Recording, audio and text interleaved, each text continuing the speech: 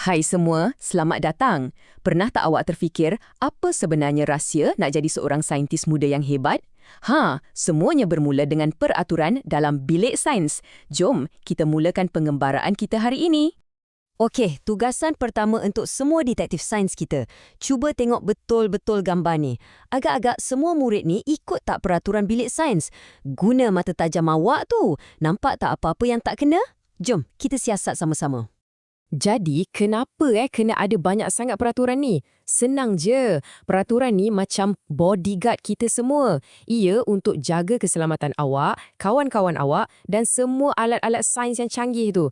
Ingat tau, sains ni akan jadi seronok bila semua orang selamat. Baik, kita mulakan dengan peringkat pertama. Peraturan asas. Sebelum kita cipta roket atau ubat baru, kita kena kuasai benda yang paling asas dulu. Anggap je ni latihan pertama untuk jadi saintis yang bertanggungjawab. Okey, ini antara peraturan paling penting yang wajib kita tahu. Mula-mula, kena beratur elok-elok sebelum masuk. Lepas tu, yang ni penting, jangan makan atau minum. Kita tak nak kan ada air tumpah kena bahan eksperimen? Seterusnya, beg semua letak kat luar supaya tak ada siapa tersadung jatuh. Kalau ada apa-apa berlaku, tumpah ke pecah ke, jangan panik. Terus bagi tahu cikgu. Dan akhir sekali, dah siap guna, mestilah kena basuh dan kemas balik. Senang kan? Untuk adik-adik tahun 1, perjalanannya mudah je. Mula-mula, cukup sekadar awak boleh sebutkan satu peraturan. Lepas tu, cuba sebut lebih dari satu. Akhirnya, yang paling hebat, awak boleh tunjukkan yang awak betul-betul ikut peraturan tu. Perlahan-lahan, mesti boleh. Sekarang, kita naik level sikit. Kita beralih dari sekadar ikut kepada faham.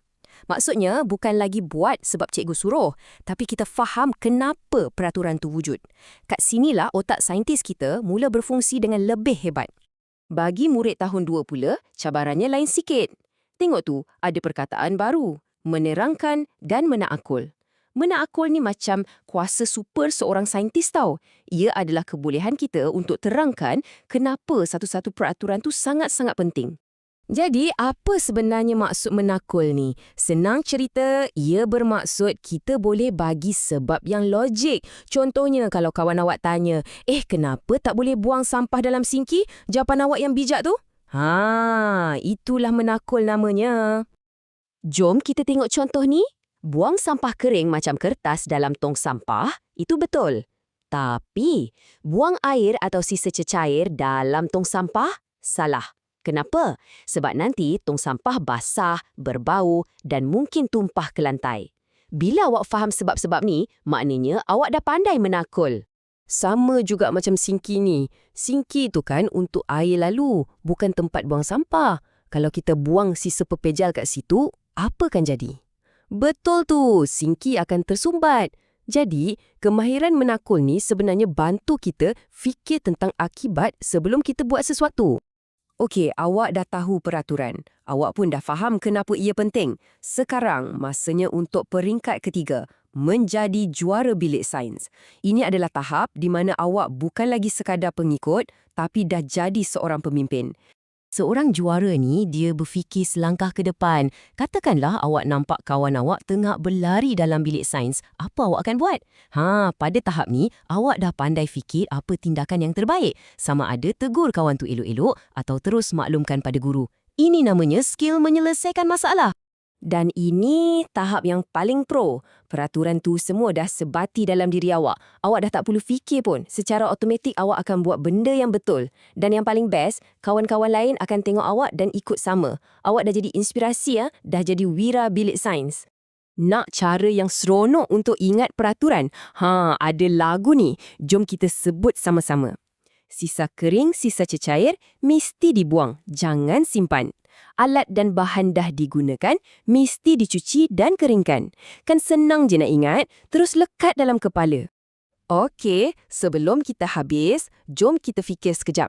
Semua peraturan yang kita belajar ni, adakah ia untuk bilik sains sahaja?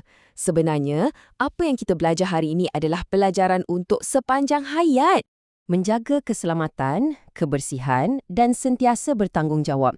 Ini semua bukan sekadar peraturan bilik sains. Ia adalah nilai-nilai yang baik.